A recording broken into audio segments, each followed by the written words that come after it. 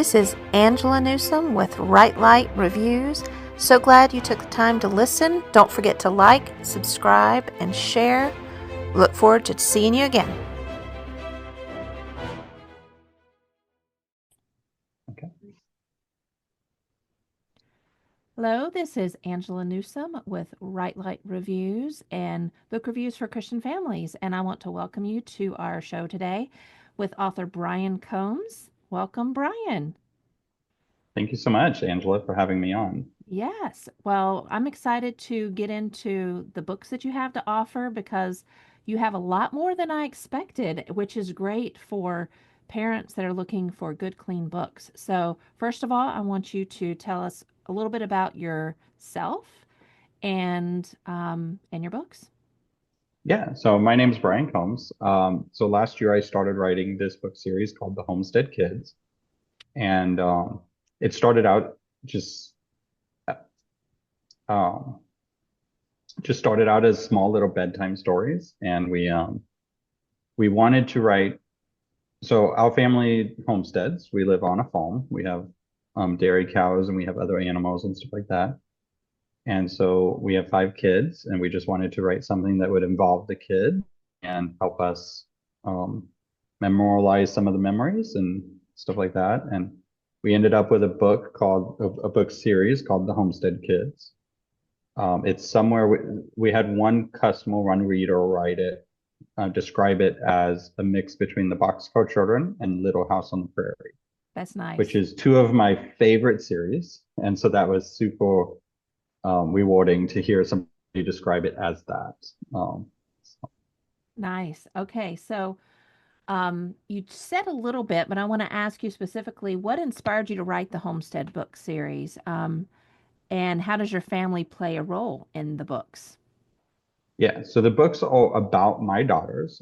So my wife and I, we adopted 3 little girls back in 2019. And we were living near Austin at the time, and we wanted to move away from Austin and get a little bit farther out in the country. And the girls, being adopted through foster care, they had a lot of trauma from that, a lot of especially separation trauma and stuff. And so we wanted to help them make that transition a little bit easier. And so moving was a big thing. So we wrote, it started out as just something to help them kind of anticipate what was going to happen at the new property, have something to look forward to and the adventures that they may have. And so our first book is called Welcome Home. And it is a story about how the girls help us to move. And there's some adventures that they do for that. And it's just about us moving. And so this one really helped them to understand what moving meant and what that would look like for them individually and stuff like that. Nice. Now I'm Um, curious, do you guys live in a log cabin like on the picture? we don't, yeah, no, we don't Because live in a I log do. cabin. We live in a log cabin, so I'm very drawn to this book just because of the log cabin. I love it. Right. And so when we bought the property initially, we bought some raw land and we were planning to build a house. And then shortly after this book came to be, we were approached by the neighbor with the opportunity to buy his land with his house. Oh, And so wow. our 5-year plan went from a 5-year to a very now plan. And we ended Wow. up closing on that house and moving. Like we were pregnant at the time, or my wife was pregnant at the time. And so we ended up like, my wife was like, we're not moving until after the baby comes. And so we ended up buying the land and then with the house and then waiting about 7, 8 months before we really started moving efforts, before we could move. But yeah, no, the house is just like limestone stone and it's a beautiful house, but it's not a log cabin like we had Okay. kind of envisioned. But that Yes. doesn't stop us from loving it. So Right, exactly. Now, how many acres do you have? I'm curious because you we have a had total of some. 63. Yeah, so we bought Nice. 23 and then the neighbor came to us with his 40. And it's amazing how God works because had somebody been offering 63 with a house, we never would have even looked at it. It was outside of our budget. But Mm. when the neighbor comes to you with the house that's 500 yards away from the property line, and you're like, if somebody else buys this house, we're going to have neighbors, and we don't Oh, we yeah. don't want neighbors super close. And so we went outside of our comfort zone as far as budget goes. But God knew what He was doing, so we're all good there. And Nice. but had it been a package deal, we never would have even considered it because it was outside of what we considered a safe budget. And God was good and things are great there, so that's really good. But it's incredible how he lines things up like that. So now, do you have all girls?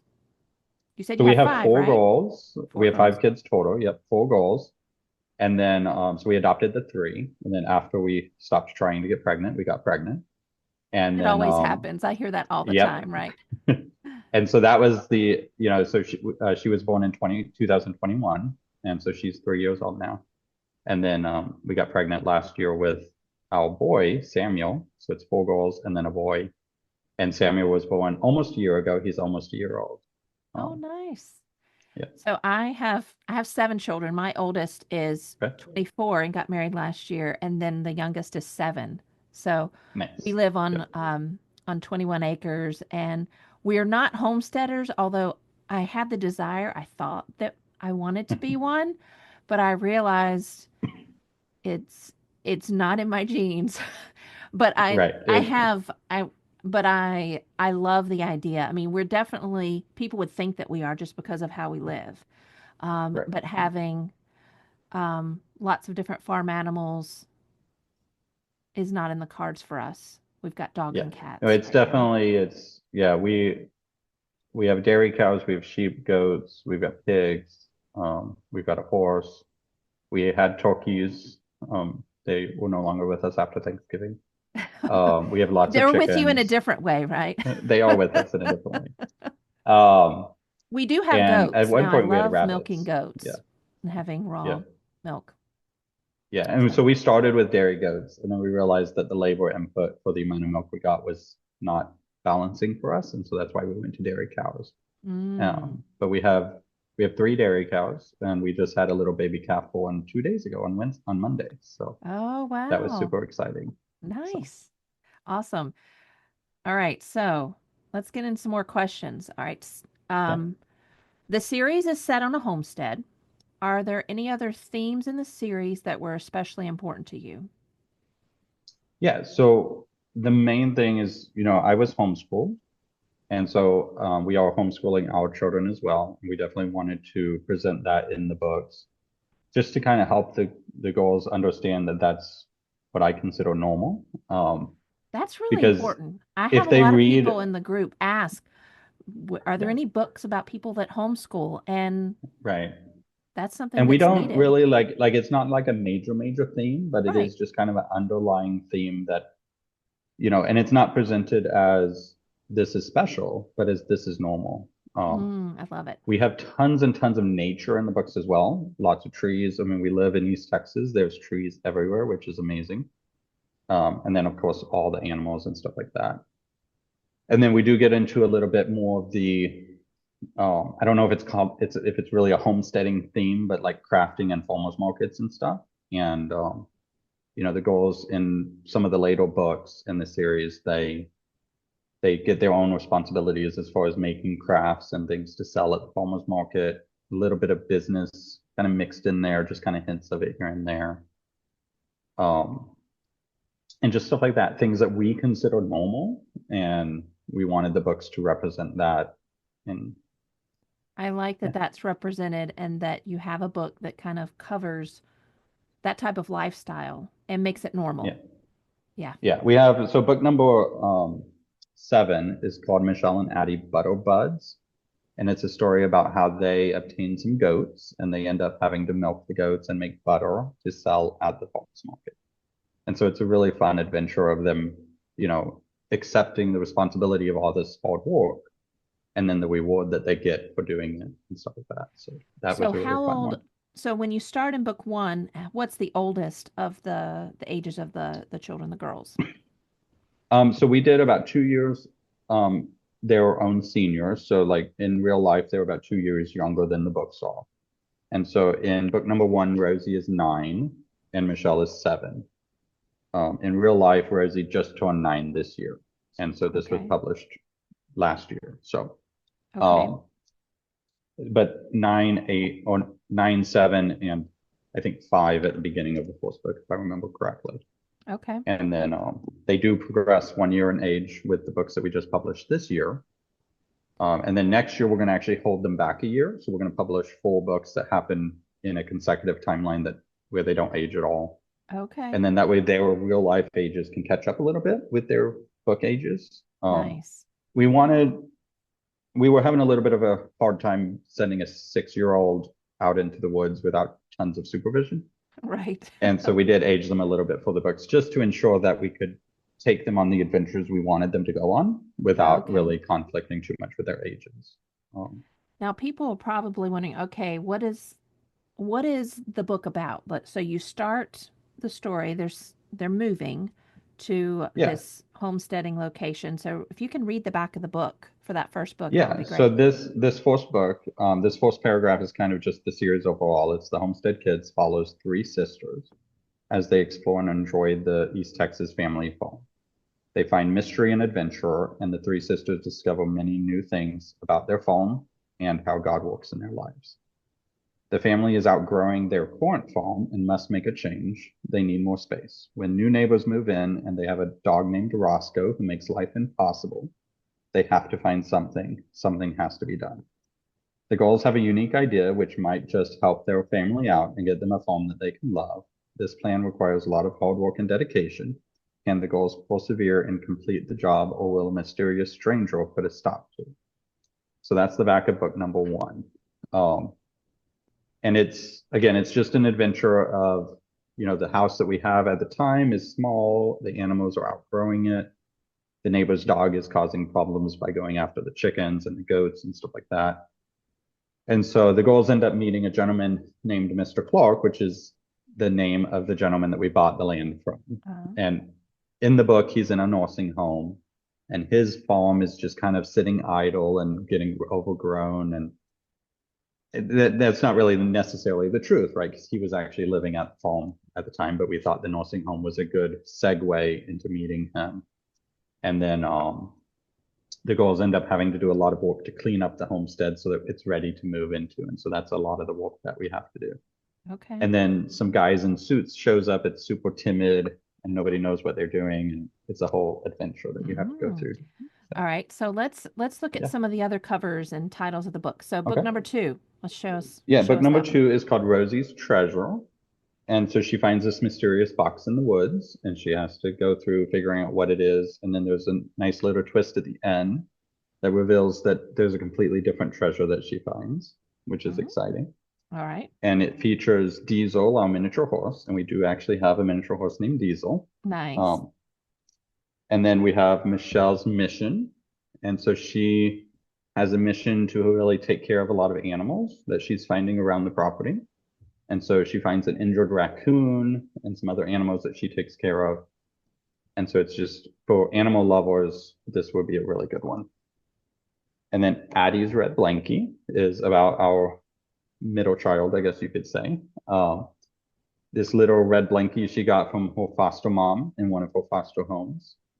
And so it's an adventure. In the move, she ends up losing the blanket. And so she has to go through this whole process of trying to find it, and then grieving not being able to find it. And then she gets presented with some, should I do this or this type situation? And she has to go through that whole process of, does she do the right thing, or does she do the selfish thing and not share? And so it's a really fun story about her doing that. We have 4 other titles that we just published. Amazon has not gotten me the books yet. I think they're prioritizing their Prime people. But the 5th book in the series is called Homestead Surprises. And there's, we're building a little house on the property and nobody knows what it's for. And they just have to go through this process of trying to figure out what it's for. And then at the end, we find out what it's for, but we also find out another surprise, which is fun. And then book number 6 is called Rosie's Prayer. It's an adventure about her and building her relationship with God through prayer. And so it's a really fun story about, learning how to pray and then how that interacts with her relationship with God. And then just there's some doubt introduced and something happens that she has to figure out how to overcome and how to use prayer to maybe get over that. And then book number 8 in the series is called Holiday Blessings.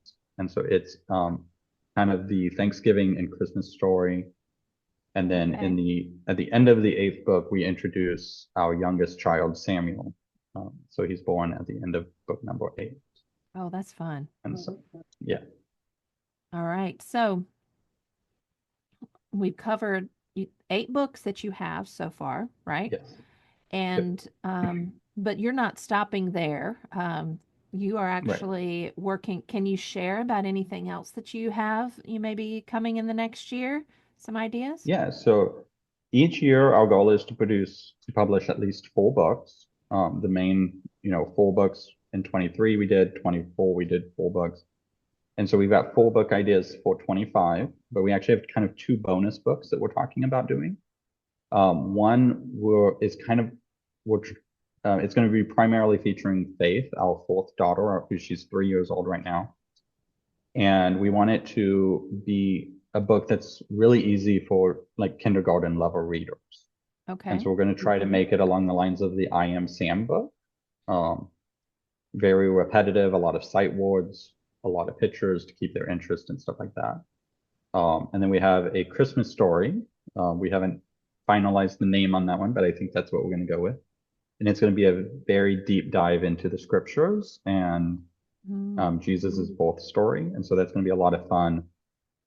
And we're doing a ton of research to make sure that we get that accurate and just something that's going to explain that Christian birth story in a different way than you would normally see. And I think we're hoping that that book ends up like 40% straight out of the scriptures would be amazing, but we haven't found the right balance yet. Still working on it.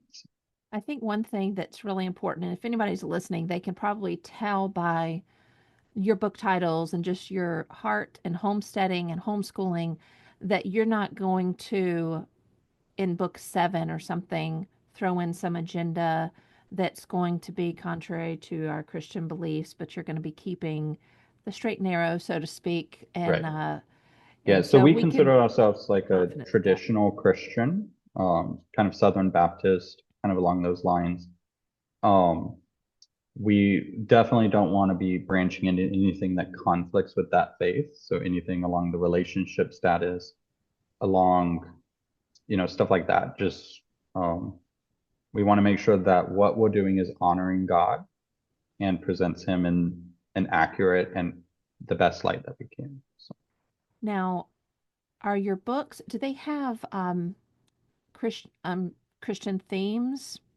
I'm sure, but Right. do they talk about Christ? Are they overtly Christian, or is it just kind of the way they live is Christian? How's that? Right. So we wanted to avoid being what I call preaching. We didn't want the children reading the book and thinking, Mom only gave this to me because it's preaching, right? So we wanted something that was more subtle on the preaching side, but we also wanted it to be obvious that it was a Christian book. And so we do have what we call the promise box. And in the story, we read a promise card. I'm trying to find one of the pages. I should have there on it. We read these promise cards, and that's actually straight out of the New King James Version scriptures.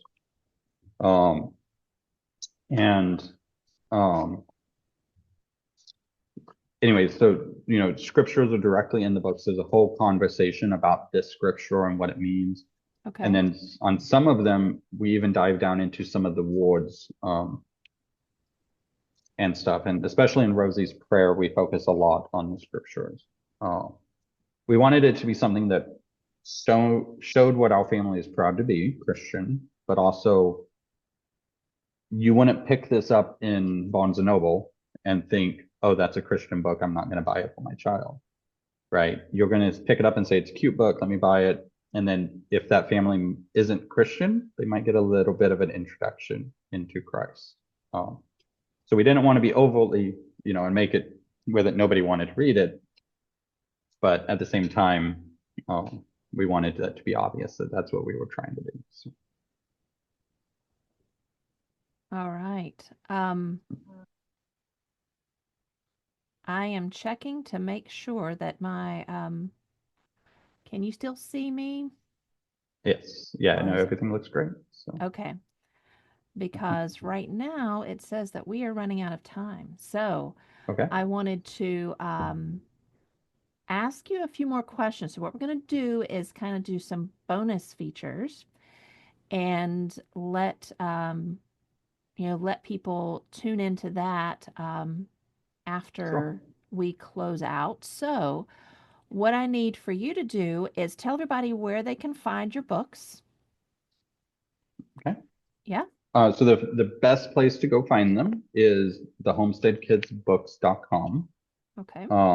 From there, they can either link over to Amazon or they can buy this set directly from our website. The price is cheaper if they buy it directly from our website because Amazon Okay. does not take as much profit. If they buy it from Amazon, it is the quickest way that they would get them because Amazon will print and ship it like the same day or the next day type thing. But if they do buy from our website, they can get the entire series, all 8 books, or the first 4 books, or just the next 4 books, depending on which ones they want to buy. And it is cheaper on our website as opposed to Amazon. And we get more profit from doing that, which is really sad. But Right. yeah, no, the homesteadkidsbooks.com. We also have a Facebook page called the Homestead Kids. And so they can go to either of those places and find them there. They can also search the Homestead Kids on Amazon, and at least for me, it comes up as the main search result. Okay. And they are $11 each, so pretty typical for a children's book about this size based on what I'm seeing. And we do have some bonus content. We have a coloring book that Oh, our illustrator nice. did. So inside the books, this is one thing I kind of forgot to mention. We have full color illustration. And so that really helps the younger readers. So there's like first grade readers who might not be ready for a chapter book. It really helps keep them interested. Okay. And so our illustrator was also able to take the same pictures and put them in the coloring book. So they Oh, can that's color fun. along as they go. So that's a lot of fun. But yeah, no, the homesteadkidsbooks.com is the best place to go get them. And then there are also previews on there. So if you want to read the first chapters of each book, you're welcome to do that on our website at thehomesteadkids.com or the Oh, nice. homesteadkidsbooks.com. Nice. Okay. Well, that's good. I'm glad you remembered about the coloring book because that's Yes. definitely a nice feature to have. And I saw Yeah. it's for books 1 through 4 right now, right?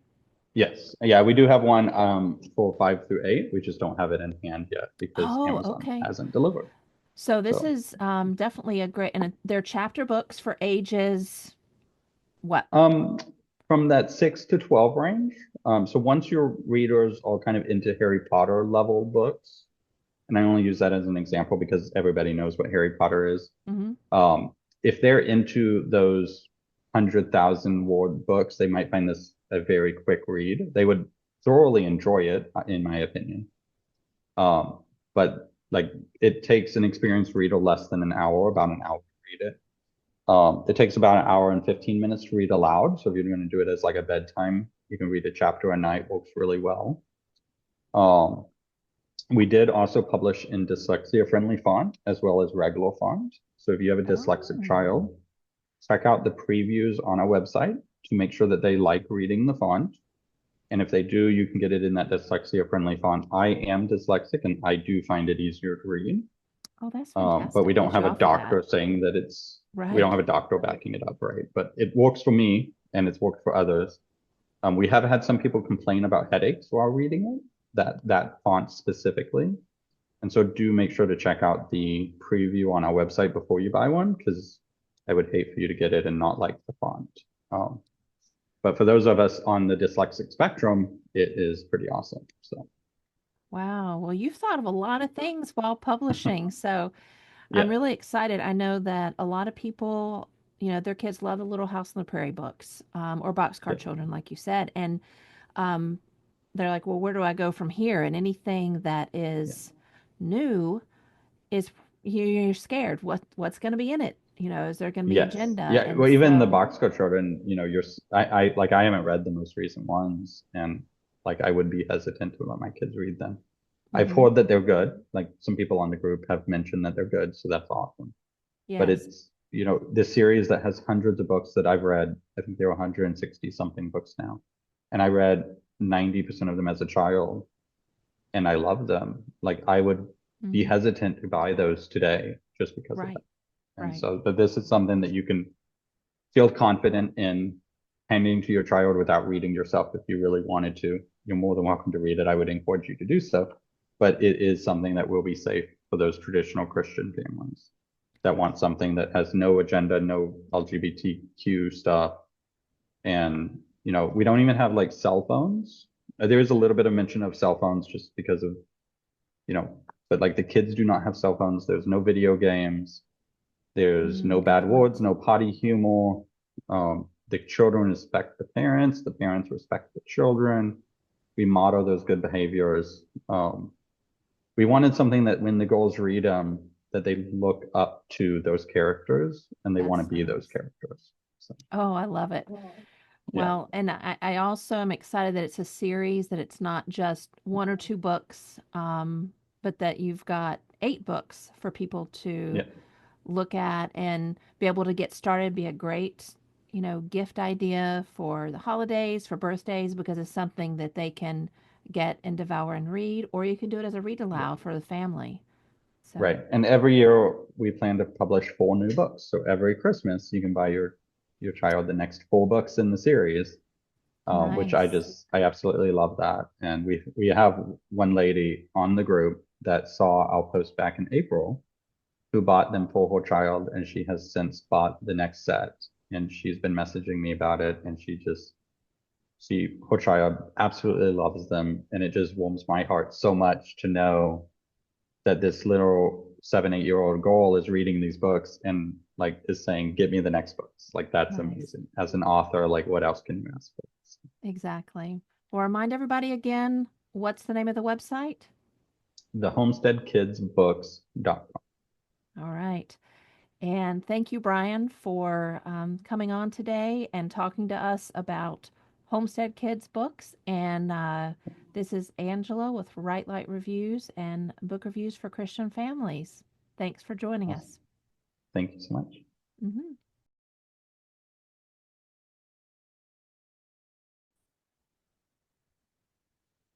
Hi, guys. We're back with Brian Combs, and we're doing a little bonus feature here. I wanted to ask him another question. So, the Homestead Kids series is what we've been talking about. If you haven't checked out that interview, make sure you go and do that. But, Brian, I want to ask you a question here. You've got 8 books now on this series, and I want to ask you, what is your favorite book so far in this series and why? Yeah. So we're not allowed to have a favorite child, right? But we can definitely have a favorite book. And so my favorite book is book number 6, and it's called Rosie's Prayer. And it is just an incredible adventure of Rosie being introduced to prayer and learning how to pray, right? Because, like, how do you really pray? You know, everybody knows you get down on your knees, you put your hands together, and you say a prayer. But is that really what God means when he says pray without ceasing? Mm, Um, and so a whole book introduces her to the idea that prayer is more about just understanding your relationship with God and, you know, considering him and talking to him. And, you know, like you don't even have to close your eyes to really pray. Um, and so it starts introducing that, and then she goes through some, you know, somebody introduces some doubt into her mind. So she encounters somebody out in public who says, you know, where God's not really listening to your prayers. That's just a coincidence or something like that. And so it's just this really fun story of her going through that whole doubt phase and um you know, coping with that and then recovering from that. And something happens in the story that um introduces a lot of suspense about what's going to happen and how can we get this, you know, what can we do to fix this mhm. type of situation. And so, you know, she figures that out. I don't want to spoil the end of the book, Yeah, don't do that. but you know, how she figures that out and stuff all has to do with prayer. And so it's just, you know, the first time I read that book through and through, I was like, this is awesome how it does it. We wanted to be able to introduce prayer as something more than you sit around the dinner table and you say, you know, a quick prayer. or you get down on your knees at bedtime and say a prayer. It is so important to pray in that fashion at the appropriate times, right? To commit that time to spending with God. But it's also important to pray throughout the day. And so we wanted to introduce that as something that kids can do as opposed to just the normal traditional prayer, right? Okay. Yeah. Nice. Well, that sounds really interesting. And, I like how every time you talk about, you smile every time you talk about this because you're probably, you're thinking, I'm helping my children as I'm writing this because this is something that they're probably going to face, or maybe they already have faced. And so you're putting it in book form. Right. Now, you have a boy that's going to be coming into the last, oh, did you say it came into the last book, right? Book 8? We introduced him at the end of book number 8.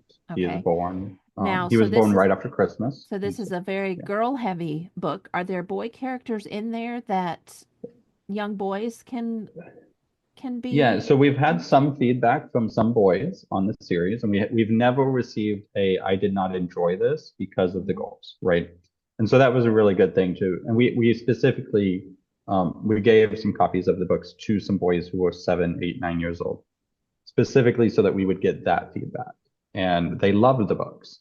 And a lot of the goals can be considered tomboyish in a sense, because we do live on a farm. They run Right. around in the pine trees all day long. Um, they just happen to be goals because my oldest daughters, my 4 oldest children, are goals, and so it's a series about my family, so it kind of has to be that. Right. We do have some neighbor kids that get introduced to our boys. And of course, Samuel eventually, it might be 3 or 4 years. We want to kind of really learn the kids' personality before we write a story about them. Yeah. And so he'll be in the books as a baby for a year or two, and then at some point he'll get his own, depending on whether or not we like the toddler version of the book, the or kindergarten level, the I Am Sam class of books. I don't know how to say that specifically. Right. But depending on how much we like that, we might try to introduce him more with one of those types of books here in a couple of years. Okay. And then eventually he'll have his own book, something like Addie's Red Blankie, right? Like he'll Mm-hmm. have his own book. And the kids absolutely love the fact that they have books about them. So that's Yes. been a really fun thing. Um, but yeah, no, it's totally, we've never received feedback that boys have not liked them, but they Mm-hmm. technically don't have like protagonist boy characters. And Mm-hmm. so if you've got a boy that is like only into, graphic novels and absolutely has to be like superhero content, it might not be the book set for you, right? Mm-hmm. It would be, I think, a great try to see if they might enjoy something outside of a graphic novel because it does have pictures, so it might help them transition into more of a chapter book. Um, but usually what we found is if the boys enjoy things that are like if they enjoy the Boxcar children, which has 2 boys and 2 girls, right? Jesse, Violet, and Benny, and I can't think of the older boy's name, Henry, I think. If they enjoy those, there's girl characters there. It's almost the same level in our books. We don't focus on the gender too much. Two things that I So like about this series. The first is that there's good parents and a right, good relationship between the children and the parents, and it's not disrespectful or that the parents are these dimwits, that know nothing and the right, kids know everything. right, I really like that. The other thing is that, and you mentioned this in the interview, that there's no cell phones, there's no video games. right. I think, you know, we're not saying that it's wrong for you to have that, but this is a book that's going to get your kids thinking about outside stuff or things outside of Yes. video game and TV world. And so you're like, hey, look, these kids are having fun. Look at all that they're doing, and they don't have a Yeah. screen, right? So And I so I kind of think that's reckon them encouraging. to, yeah, I kind of reckon them to like a early 90s time frame. They are modernly set. We do like dad has a cell phone, and I think we use it to make a phone call to a vet at one point in one of the Hmm. books. Um, So it's not really truly a 1990s era. Um, but we were aiming for that kind of early 90s. Life without technology. Like I don't think we mentioned a television. Like I do, there is like one phrase that they watched something on a television, but like that's about it. We don't focus on anything like that. Right. We really wanted the kids, when they read this book, to get excited to go outside, to go play in the trees and get their feet dirty, running around without socks Mm-hmm. on type attitude, right? And That sounds like my kids. I mean, they're like little hobbits. I can never keep shoes on yes. them, and they run Oh, in the yes. gravel without shoes on. And I'm like, I can't do the gravel, but I do enjoy like going out and it kind of sounds weird, but like I like going out and milking the cow without shoes on. Like it's weird. It's a clean environment, so like I'm not walking around in muck or anything, but right. it's just something about having your feet on the earth is awesome. So, And in the first book, isn't there a scene where there are goats on the cars or something? They get on the yeah, cars so yeah, one of when the dog comes, right? the dog scares the goat and she jumps up on the hood of my truck. And so yeah. Because we have goats and they're bigger ones. They're alpine. They're not the Mm. smaller goats, but we tell people that you can't park under the trees because the goats will use it as Hmm. leverage to get to the leaves. So Yeah, my yeah, we've sister refuses to park inside the property at my parents' house because they have goats. And so she'll park like outside the gate and then she'll walk 500 yards, whatever it is, up to the house. yeah, Yeah, because she things you doesn't have want to them. do when you have Yeah. goats, right? Yeah. Yes.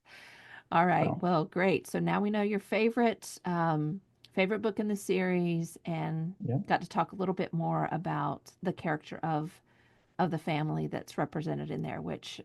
super excited to read more about. So thanks again, Brian, for coming. You guys Thank check you. out Homestead Kids books wherever books online are sold, Amazon, Yep. and the website, which is remind Yep. everybody again. The homesteadkidsbooks.com. All right, so grab that series today. Thanks again, Brian. Thank you so much. Bye bye.